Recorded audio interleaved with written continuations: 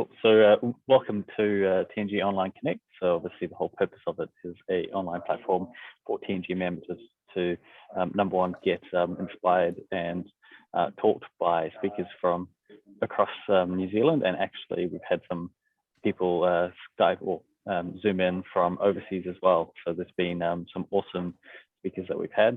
And the whole purpose of it is to extend the value that you get from your TNG meetings, and then also to connect with people outside of your region. So in Hamilton, there's some from Auckland, there's some of you dotted all around the country. So this morning we have Samantha, who is going to be sharing some wisdom today. So what Samantha is going to be talking about is how coping conditions your confidence so in your workplace. So Samantha herself is an award-winning speaker, author and thought leader, and she specializes in motivational drivers, people dynamics, corporate culture, that sort of thing. And with a career that began in the corporate world, got some experience there. She then spent 15 years in sales and marketing, and then she's 17 years later she retrained in behavioral psychology. So there's a ton to unpack there, and without further ado, Sam, take it away. Thank you so much, Dan. That's very kind. I am going to share my screen so that I can share some PowerPoints with you, but we're not starting that way because I don't know about all of you, but I much more enjoy the face-to-face engagement in any work that I'm doing. So I want to be able to see all your faces, and I do hope you're all going to want to play the game with me because I do very interactive work. And it's a little early in the morning. It's only 10:30 on a Friday. I don't want to die live on stage all by myself. So when it comes to the interaction side of things, I do hope you're going to want to join in with me because that makes it more fun for everybody. So let me just give you a very quick intro as to why I thought, when asked by Melanie if I would kindly speak on the subject of personal development, that I thought it would be fun to talk today about conditioning your confidence and how the scenario that many of us have found ourselves in since the pandemic has brought along so much coping, but how that coping can actually be beneficial, particularly if you're doing it in the way that works best for you.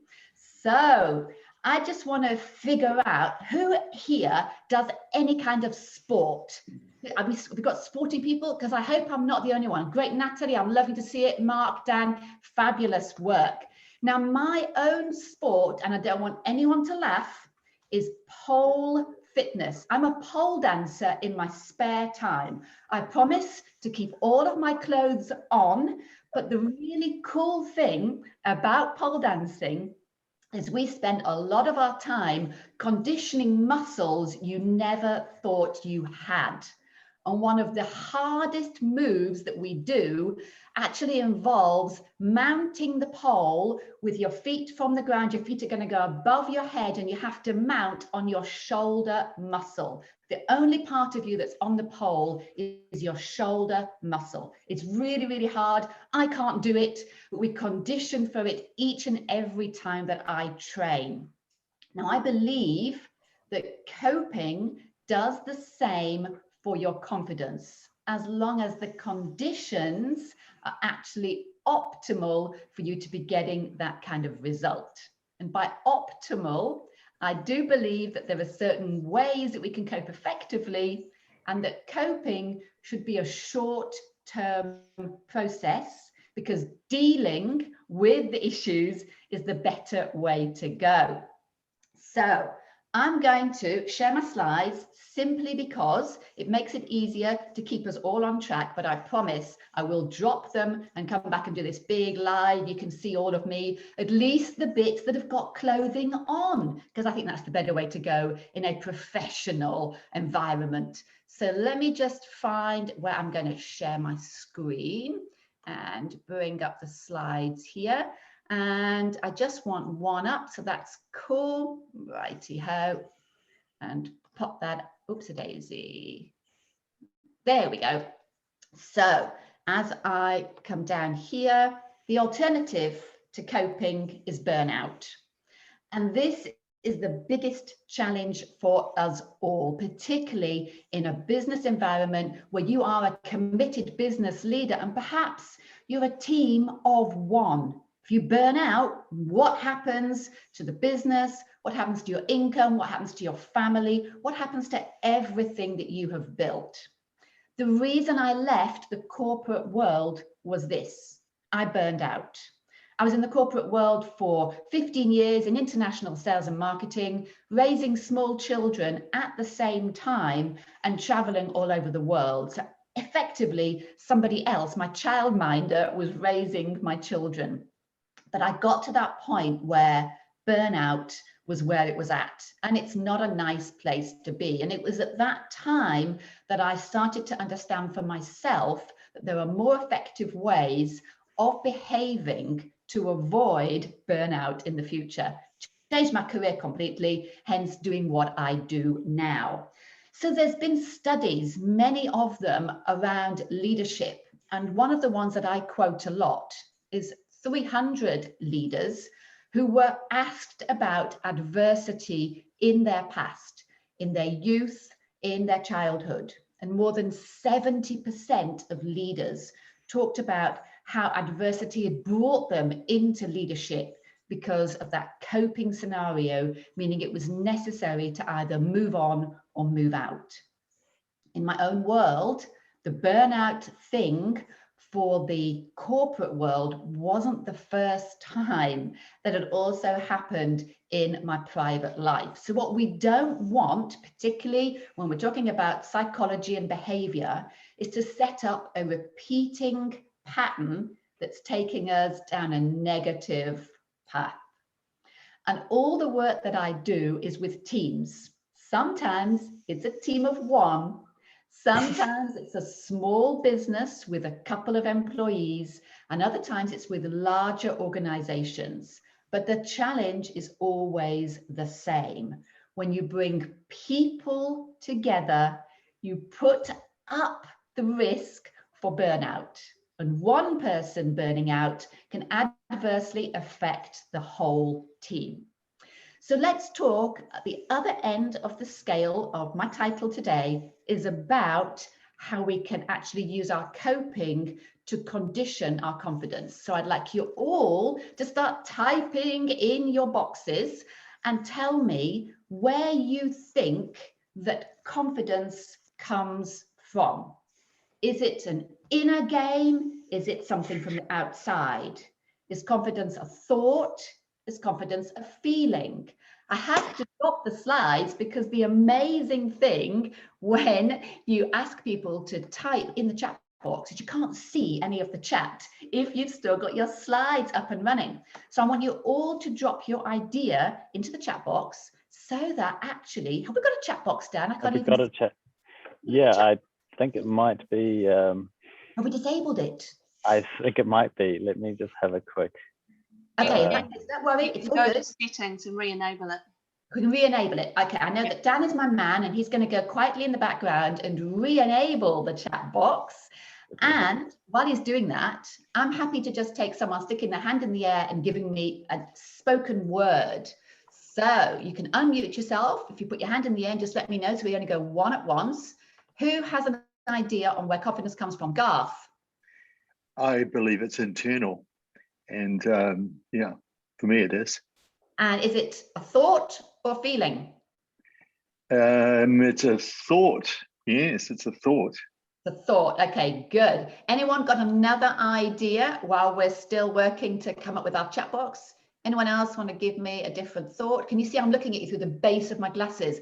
I've got those very focal things, which means I can't see the screen particularly well.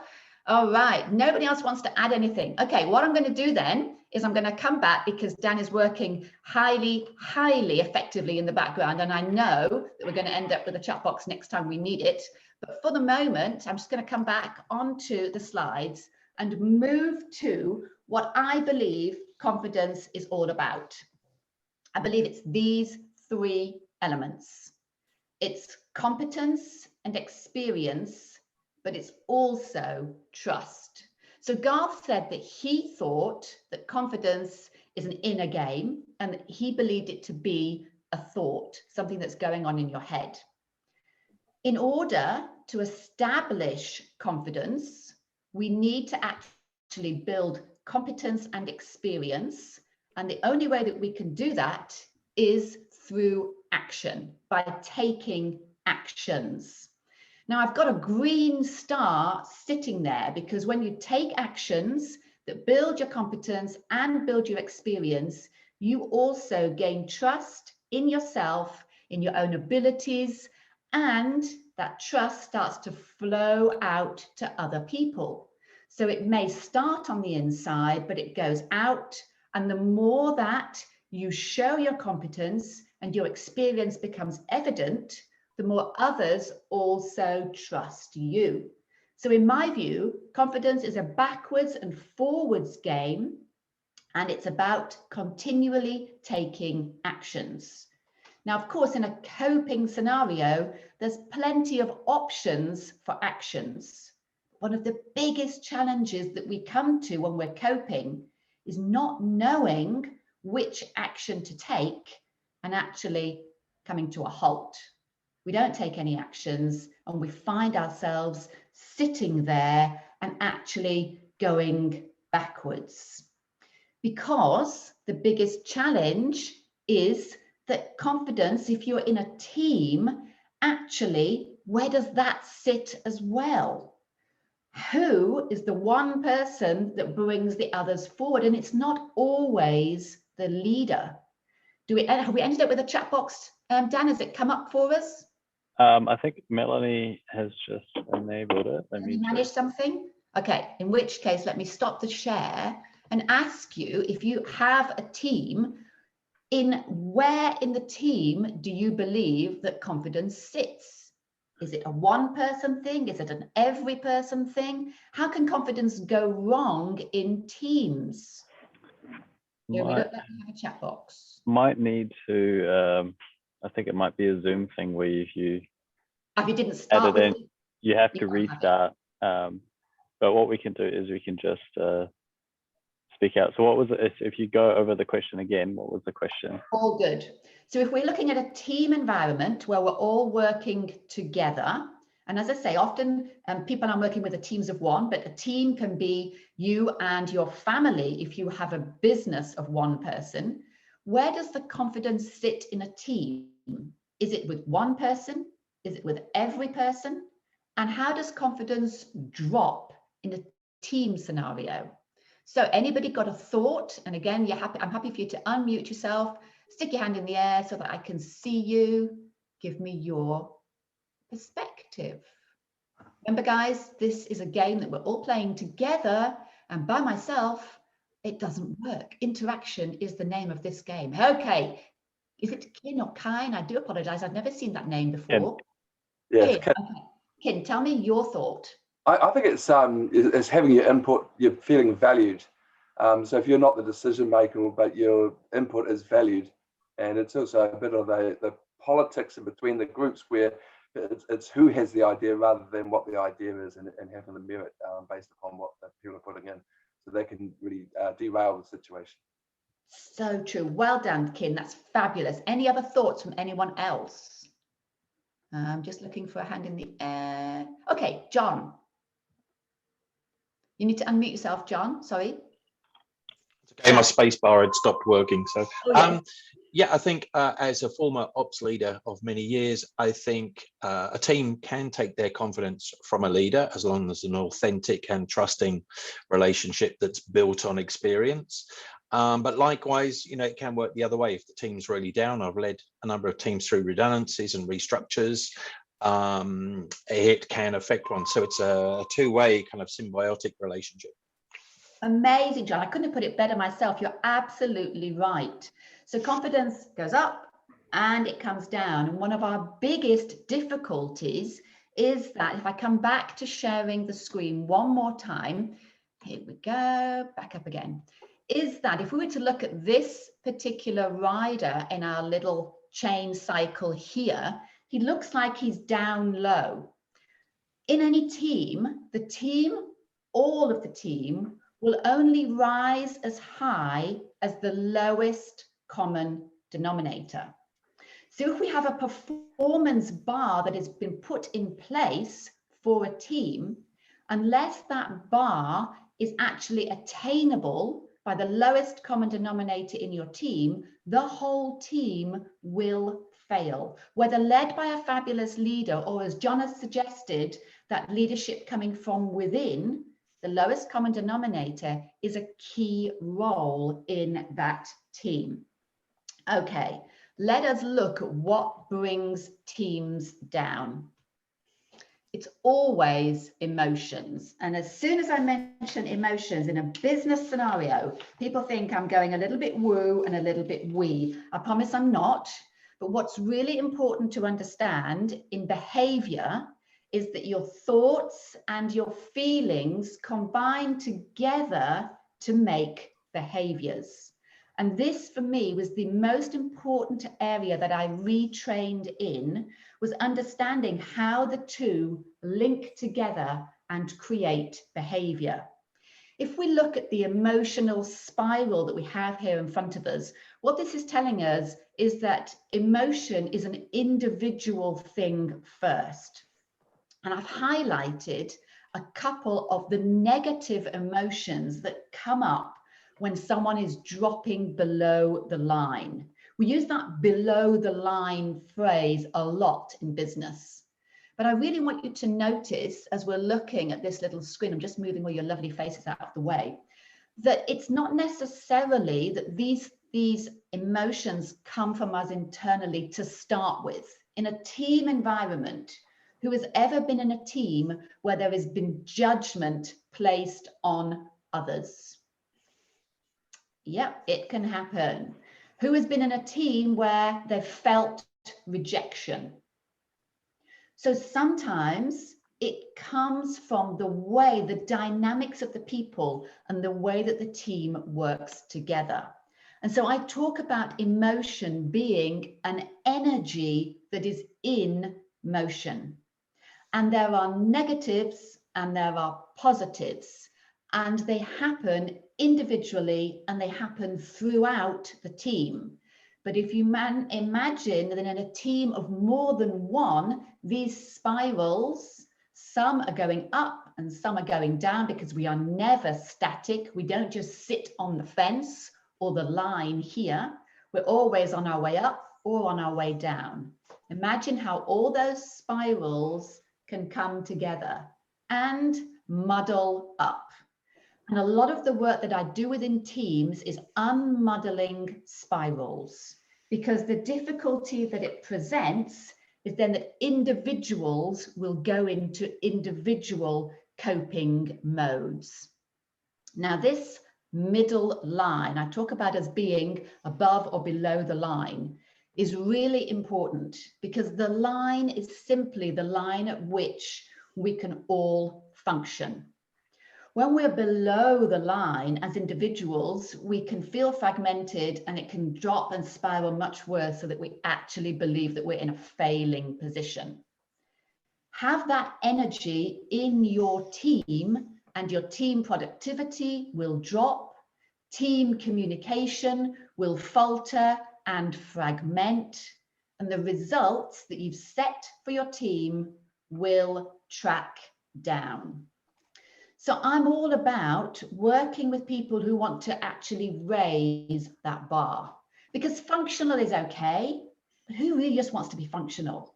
Don't we all want to flow, to flourish, and to feel the ultimate fulfillment of hitting our goals, of raising the bar and excelling further? But once we go into coping as an individual, unfortunately, the maladaptive ways that we do it was the discussion of the newsletter that I sent out to my subscribers this month. We actually do this in 3 different ways. As humans, we are programmed to enjoy certain behavioral motivation. And so one of the 3 different ways that we maladaptively or negatively cope is that we avoid the situation in front of us, because we are taught to push for pleasure and to avoid pain. So when bad stuff, negative feelings, it's all going to pot because we have negative feelings, is happening, we tend to either procrastinate at best or go into escapism mode at worst. The second way that we do this is distraction. We distract ourselves from the poo that's going on in the team, usually beginning with things like idle gossip. Now, we all know that gossip is a below the line behavior, but what also can happen from the idle gossip beginnings is that we head towards targeting and bullying certain individuals because we go into blame storming mode. It's you, it's your fault. And of course, we also end up with things like tall poppy syndrome coming out of this, what seems just like a distracting behavior, but can really have very negative consequences. Now, I add risky behavior there because in the newsletter that I sent out to my tribe this month, I was talking about things like on a personal level, we can go into risky behavior such as unsafe sex. I'm not suggesting that you do that in the business environment. That's not a good plan. But what can happen with any kind of risky behavior? For example, we have people who love to go and do risk sports, adrenaline junkies, because it distracts them from the stress of their working world. What happens in a risky sporting endeavor when you get yourself taken out from an accident and that affects everybody else's team performance? So rather than distracting or avoiding, let's talk about dealing. But before we do, the third way that we don't front up, we just cope with our negatives, is that we numb them. And I'm sure you all know somebody who will self-soothe and self-pacify. Here we're talking things like maybe a few too many video games, maybe a lot of alcohol, possibly as we start to go from soothing and pacifying down the self-sabotaging route, eating until we make ourselves ill, drug use, and self-harm is when we get into behaviors like cutting. And as we all know, there's been many mental health issues that have been raised in the media just recently, where we actually have had people go as far as ending their own life because the pressures and the coping has just become too much. Now, what's really scary is that the reason that we do this coping is because we're all juggling. And what we're actually juggling are the drivers that we have for human behavior. To feel in control, to establish connection with others, and to communicate effectively. So we cope when these three areas of our world, our being, don't feel like they're happening in a positive fashion. And again, the real challenge in teamwork is that sometimes we get actually these things highlighted, control issues, power games. We get with the whole hybrid working scenario, people feeling disconnected. We get silo communications so that whatever it is that people want to contribute doesn't even get placed out on the table. Really, really challenging. Now, what I want to bring this to is the approach that I use when I'm working with individuals all the way through to larger organizations. So my trademarked approach is flexilibrium. I believe everything interlinks. If we look at that first diagram, I call this the orange, the segments of orange. Everything in our world. Why did Melanie ask me to talk about personal development? Because in all of the little segments of our life, everything interlinks. Those of us who have family, that's a segment. those of us who look after our personal well-being, whatever sport you choose, however you nourish and hydrate yourself, whatever hobbies that you play, how your business comes into being, and whatever things that you do in your world, all of these segments, they come together. And when you're in a negative scenario, they are all adversely affected. One of the biggest challenges we had with the pandemic, everybody was sent home in lockdown and told to work at home. My husband works for Apple, and Apple kept saying, no, we can't have everyone working at home because it's all super top secret stuff. Even I don't know what he does because it's going to affect the price of the shares if people know before these things come to market. Of course, we hit level 4 lockdown. My husband arrives home with a safe under his arm. I literally think they went down to Harvey Norman and bought, 70 safes and sent everybody home with the piece of development that they were working on equipment-wise and a safe to hide it in. How could that possibly not affect the way the family was going to run when our children were also here at home doing homeschool learning and I'm running my business back to back in the same office as my husband? So those of us who previously believed that no matter what work pressures we had, we could leave them at work and go home and it wouldn't adversely affect our family, we found that actually this interconnection, interdependency that I've been speaking about for years is really stuffed up and out there. And when we send everybody back into the office and bosses are upset because they're bringing their personal issues with them, this is why. Now, the second little diagram here is what I call the onion diagram. It's the fact that none of us function at a single level of being. If you look at the purple in the middle, that's our physical being. But then we also operate, as I've been highlighting here today, emotionally, mentally, spiritually, and all of these layers are also interconnected across all of our segments of being. So once we take a cross section, there comes, we have the segments of the orange with the straight lines, and we have the layers of the onion. Those are the circular lines.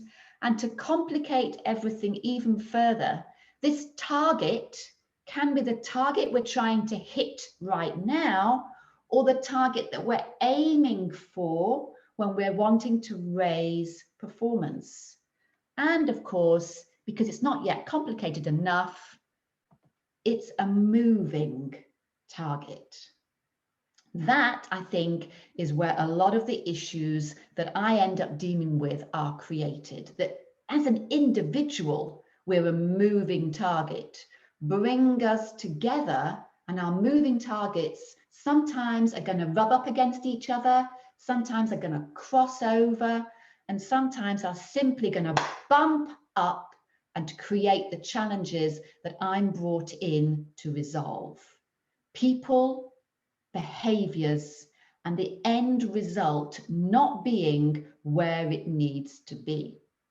So as I said when I started, there are successful ways of coping. And we want to highlight a few of those today because it's really important that we all know how we can raise the bar and move through these juggling scenarios. I believe it's really important, whether a team of one or a team of many, that we understand emotional awareness.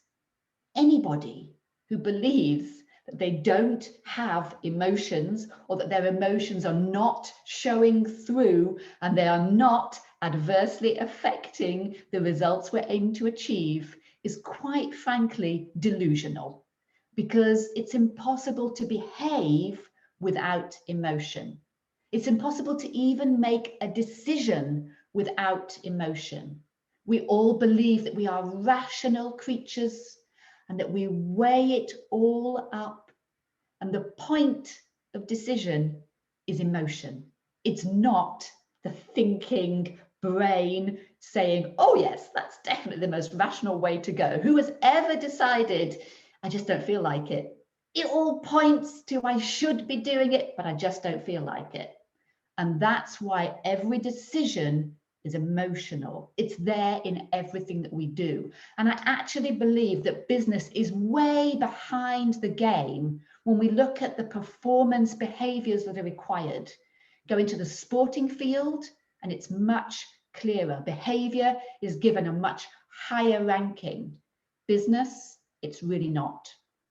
So promoting emotional awareness, making everybody, yourself and your team, aware that our lowest common denominator is going to be the level that the whole team is going to reach. It can't go any higher. And emotional awareness gives us the chance to raise it further. Strong communication is key in every team. John highlighted it right back at the beginning when I asked him, where does confidence drop down in a team? It's about being able to speak to one another openly, frankly, with candor. But candor is about your own truth. It's not about judging or criticizing anyone else's. And so a lot of the work that I'm doing is when I'm coming into teams that don't have good, strong communication. And one person who miscommunicates or who drags the communication path off track takes everybody down with them. In every business, we need to champion connection and offer control opportunities. It's really interesting how leadership is evolving since the pandemic. We've gone into this whole hybrid corporate culture thing. How do we actually make that reality?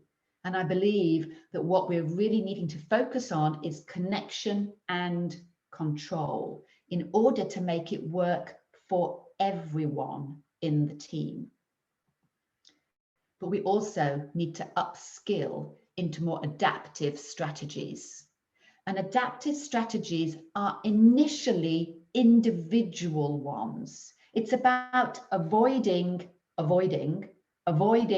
distraction and avoiding numbing. It's not doing that. It's what do we do? Well, we are totally cool with coping because, as we've seen, coping adversity will bring us, will raise us to a point where our connection, our control, our communication can improve, and therefore the team confidence is coming to a peak. But we don't just want confidence. We also want confidence that's backed up with courage and conviction. And by having team adaptive strategies as well as individual adaptive strategies, we're going to be able to move that forwards. Can I? Of course you can, but of course I'm not talking about whether you can or you can't. Can I stands for continuous and never-ending improvement. When I showed you the moving target, we're never going to fix this and go, yes, it's sorted, it's fixed, because we are all dynamic individuals just by ourselves. And the minute we bring people together, it changes the dynamics again. So this is an ongoing process. And that's what's so much fun for those that are happy to engage, because what it means is that not only can we raise the bar, but we can change how the bars come together. Look at that immense team. Look at that magnificent photo to start with. Look at those people on stilts captured in the air. That particular achievement could not be done by one person. A team of one alone could only be in one of those positions. This to me illustrates what a magnificent team is able to do. And that is where I believe all teams should be aiming, not just to raise the bar, but to change how the bar affects everything for us all. So I'm going to bring my chat to a close by simply saying, if there's something I've said today that means you'd like to talk to me more on a one-on-one, please get in touch. If you want to be on my mailing list, I mentioned that this month's mail shot was all about coping mechanisms for individuals. Drop me a message at sam@happinessence, because we haven't got a chat box today. So there's my contact details to be straight there. And check out what it is that I do if you're interested, because I really believe that there are great options since the pandemic for us to redefine our normal. But it all starts with how we look at ourselves and how we move ourselves forward. Not coping, but working on dealing with our issues so we can get the confidence, the courage, and the conviction to raise everything higher. Thank you so much. And I believe I'm happy to take questions. That's awesome. Thank you so much. Oh, pleasure, pleasure. What a great session. So let me just change the view. So does anyone have any questions? Actually, I'm going to start with a question. So with anything, you always got your skeptics, right? So how do you talk with people who are skeptic about, you know, all of this emotional stuff, all of this? I mean, it can be something that's quite personal and quite, you know, they don't want to talk about it. So how would you tackle with skeptics? You're absolutely right, Dan. I love skeptical people, because skeptics, they have an option to move forward, whereas cynics, they're closed off completely. A skeptic is still open and just needs some proof. So what I usually do is I illustrate what I do by giving past client stories of where the client was, how the work that we've done together has brought them to where the client wanted to be. And because I've done that for the last 15 years, I pretty much have a story that fits every scenario. I've worked with individuals in all kinds of areas. I've worked with one particular one that people are really fascinated when I tell the story. Is I had a gentleman that came to see me, and he was sent by his manager because he'd actually done something 20 years ago in a different country that had affected the way that he viewed his own ability to do anything. He'd been in a fight and he'd murdered, in his view, the person with whom he was fighting. And he was unable to forgive himself for that atrocity in this world, and was living at a much lower level of accomplishment for the rest of his life because he was still blaming himself. So being able to rework that person's mindset to help him to understand that the reason he was still here all these years later was because he had something very special to give, and that one incident meant he was the person that could make a difference in this world. So I believe when I can take a story like that and actually help somebody who has got their own very challenging scenario to view things in a different way, to open their mind, that gives us a chance to move forward. Whereas cynics, they're probably not going to be my cup of tea, and I'm not going to be theirs. Perfect. Does anyone else have a question? Yep, Natalie.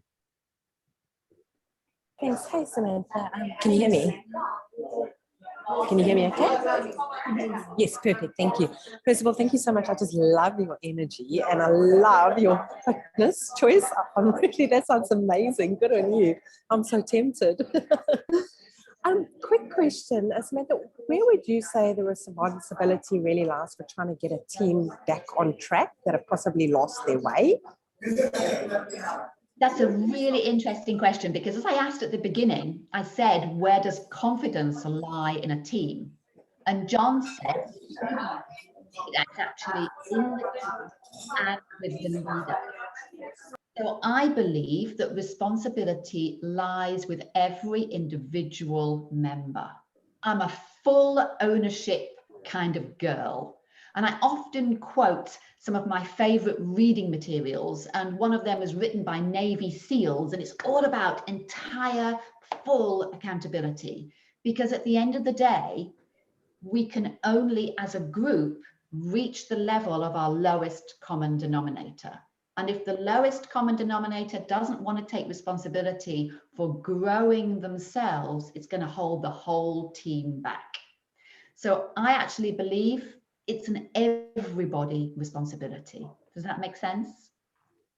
And please do come pole dancing, please do. Sorry, I muted you, Natalie, just with the background noise, but you're totally fine to unmute yourself and respond. Thank you so much, Samantha. Thank you. Pleasure. Malcolm, and go ahead. Yes, hi guys. Thank you, Sam, for the presentation. A couple of things I was just interested about. One, you mentioned that it's an overall team responsibility, but the chairman, management leader, general manager, whatever, I presume would need to be, cognizant of these sorts of things. So if you were looking at team dysfunction, you might start at the top. Would that be correct? And my second question is around communication styles. I have a particular interest, and it's been a huge learning exercise for me around communication behavioural profiling and styles. Could you make a comment as to the importance of both of those things in this dysfunctional situation you're describing? Thank you, absolutely. I was just writing down so I don't forget the second question. So do we start at the top or do we start in the middle? Where we usually start is when a problem in the middle is highlighted. So I'm sometimes called in to deal with the problem child. And the problem child, it may be the team leader that brings me in, and that's all good. But often it'll be the person at the top whose energy flows down to the rest of the team that is actually wanting the team to reach higher. So they will come to me too. So it tends to be, where is it that the issue is arising? Is it because there's an issue, a problem in the team? Or is it because the leader believes that we can still do more? And I'm happy to come in from either direction. The one that can be very challenging is when I'm brought in and the problem child doesn't realize that they have a problem. And so there, what my job is to present the opportunity to work together in a way that they're going to find acceptable and not admonishing. It's not about criticizing or judging, it's about giving everybody the chance to lift up the team. And obviously I don't go in and say things like, you're the lowest common denominator, we better help you sort your shit. I don't say things like that. What I say is, actually, you've been highlighted as one of the team members that is already contributing so much. And we believe with a little extra help, we could guide to develop you to give even more.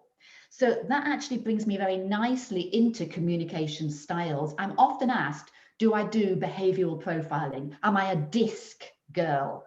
I'm not. I don't do behavioural profiling, but I do find it fascinating when I'm looking at team composition to actually understand people's places in teams.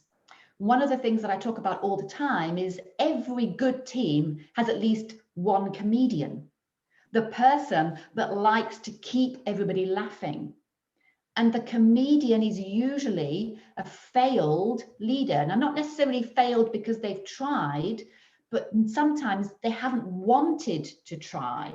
But the person who's able to grab the team energy and bring humor into difficult situations is one of the people I love to develop in teams, because they already have a capacity that's going to bring people along with them. So I don't DISC profile, but what I do is I look at the way people communicate with others.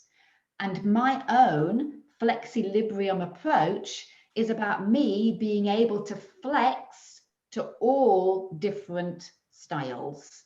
Because if I can't connect with the person I'm working with, how can I expect them to learn enough to devolve that down into other members of their team? Does that answer your questions? Yeah, no, that's great. Thank you. Thank you. Awesome. Yvonne, you had a question. And you're just... Samantha, I absolutely love your energy. You're just so delightful. Yeah, fantastic lady. What my question is, are emotions really a business issue? So say, like, in a way, shouldn't the employees with challenges just go straight to get counselling themselves? And you know what? That's often asked me by bosses who've got problem children. They're like, seriously, is this my issue? And so what I say is, well, who wants the result? Because if the individual, the problem child, already realized that they needed to get help because they've got an issue, they probably would have done something themselves. But one of the things people like about the work that I do is I don't come in and start waving certificates that say I'm a counselor or I'm a psychologist, because I am not.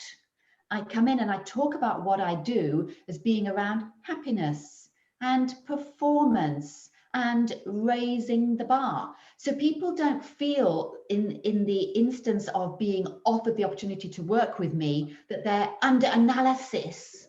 They simply believe that there are ways that things could be done better. And by having behavioral psychology brought into the group, that can benefit everybody. It's a behavioral issue rather than a one person being wrong or faulty. And there is no fault. Every single person that has been given a pulse is here to make a contribution. Let's just find how we can make those contributions come together more effectively.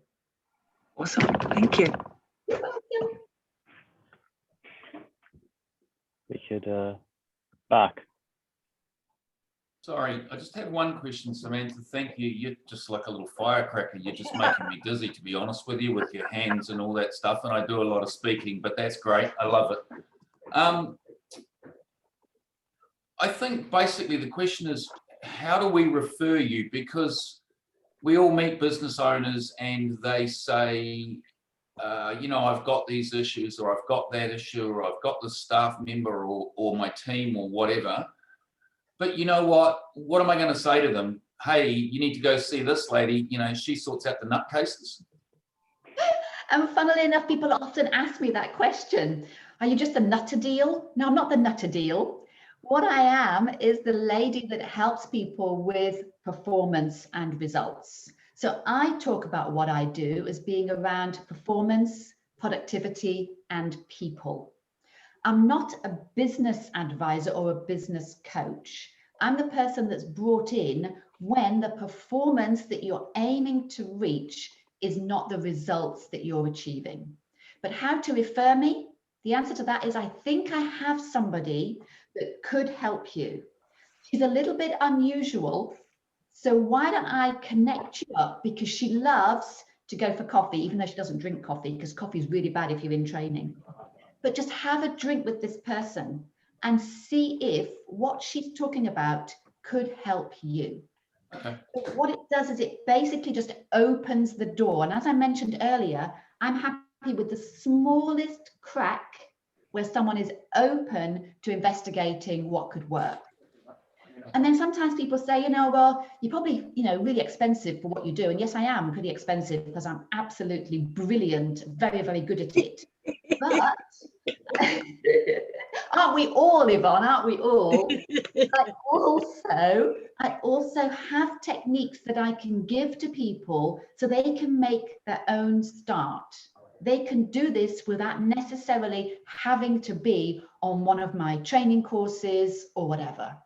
And as you say, Mark, I do a lot of public speaking. I really enjoy public speaking. And so I have offerings. I have a free masterclass in my own business that I run every single month, and it's available to anyone. They can just jump on. I actually did it yesterday. So if you go onto my website, you'll see the information is there. And if you want the recording, happy to share that as well. I believe that everybody who really needs what I do will find their way to me, even if the time isn't yet now. But then when they need what I do, then I'll be right there and we'll be connected. Okay, that's okay. I won't introduce you as the nutcase lady that waves her hands around a lot, I'll just tell them what you said. I've got it. Awesome. I'm dying to know how you will introduce me now.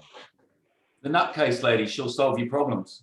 There you go. I'm usually introduced more as the happiness lady. And if I have a day where I'm not smiling, people are like, well, what's going on with you, Sam? I'm just having a day off because my business is called Happinessence. So it's all about the essence of happiness. Happiness. That's great. We might need you to pop up your details up on the screen again so people can connect. But what we'll do is, well, thank you so much. We've almost got an hour already. Let's have a look. So there's Happinessence. That's how you spell Happinessence. I'm just going to quickly Google it because, but let's go ahead. Okay, great. So what we're going to do now is we're just going to, if anyone's got any last questions, go. Otherwise, let me just have a look at the gallery. Cool. What we'll do is we'll wrap up, and then, as I mentioned, that this whole session is recorded, so you can grab a copy off the TNG YouTube channel, that sort of thing. And then again, Samantha, thank you so much for your insight. So we see what's the time. What we'll do is we'll just quickly go around the virtual room and just say like who you are, what you do. And then we can close up the meeting. So let's start with Natalie Jung to go. Let's go. Oh, you got me there. I was busy reading Samantha's website. I like that, illuminating the universe of one small smile at a time. Hey guys, my name is Natalie. I am the relationship manager for Jung to Go. My day consists of pretty much talking rubbish. We help people put rubbish in its place, so we can come and collect just about anything where our team can safely lift and load. We don't just take, but we give back to the community as well. A quick point of difference with us is we don't use bins or flexi bags. We come with our beautiful red shiny trucks. We provide you with the coat, do all the hard lifting and loading, and then, as I say, pop back into the community. So if you know anyone that would like to make their life less rubbish, we'd love to have a chat. Thank you. Welcome. Yeah, hi Dan. Sorry, I'm not want to be pushy, but I'm expecting a knock on the door from a district nurse in a minute. So hey, just thought I'd get mine out of the way. My name is Malcolm Jensen. I'm a business coach with Business Success Partners. We work with SME owners and senior managers to help them, one, get clarity on why they're in business, secondly, to review or help them design a strategic plan, and thirdly, to implement that plan. So it's a very broad brief, but we love to work with businesses that help them get clarity on where they're going and so on and so forth. So that's me, Malcolm from Business Success. Awesome. Sorry if I need to go, Dan. Not a problem. Awesome. Thanks for having you on the call, Malcolm. Thanks very much, Sam. Yvonne. Good morning, everyone. I'm Yvonne, and my company's Insurance Works, and help individuals and business owners design strategies for life. And that's using insurance product. So what I place is and review is what the hell do I do? Medical income protection, mortgage repayment, trauma, life insurance, bloody documents that are going to pay you sums of money should something untoward happen with your health. Backbone of Insurance Works is we have agency agreements with 9 insurance companies, which means I got access to the best policy wordings and the prices. If I can help you, premium, should I say, give me a call. Yvonne, Insurance Works. John. Hello, everybody. I'm John Dunning, John Dunning Limited. I'm a leadership development person. I facilitate. I also run workshops and team building exercises. So I help people with their people. I grow their people. I help them build their people, guide them, and lead them. That's it. Thanks. Awesome. Thanks, John. Kim. Oh, g'day. Thanks, Samantha. That was great. Yeah, Ken Jackson, the Mortgage Lab.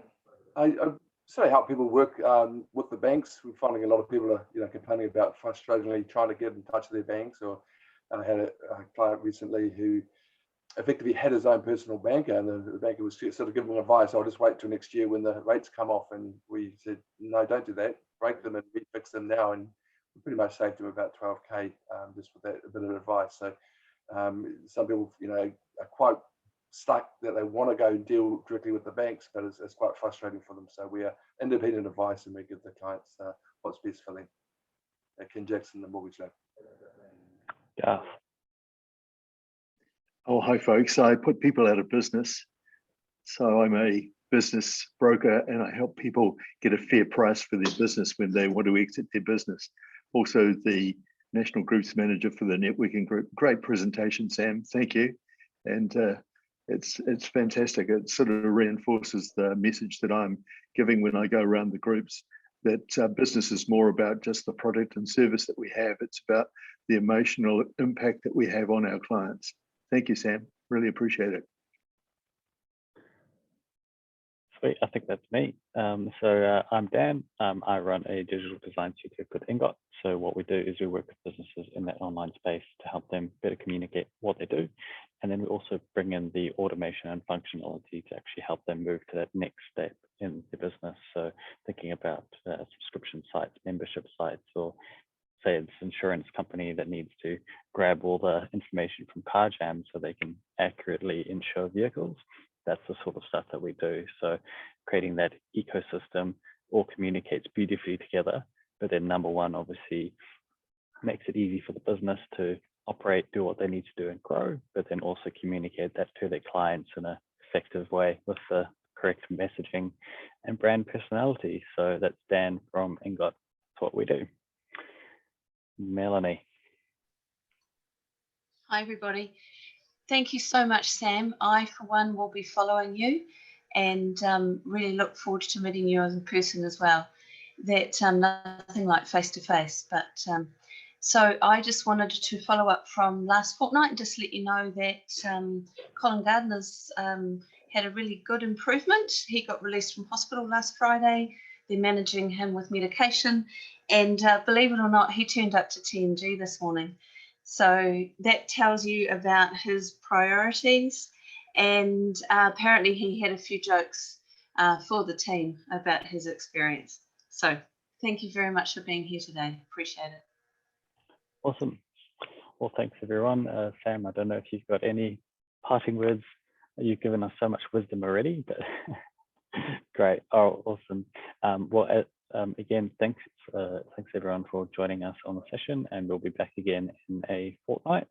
So same time, same place on Zoom, but you can be in your car, in an office, in a cafe, it doesn't matter. But hey, thanks everyone. Have a fantastic weekend, and we will see you later. Awesome. Thanks, well done. Thanks, Really enjoyed it. Cheers. Bye.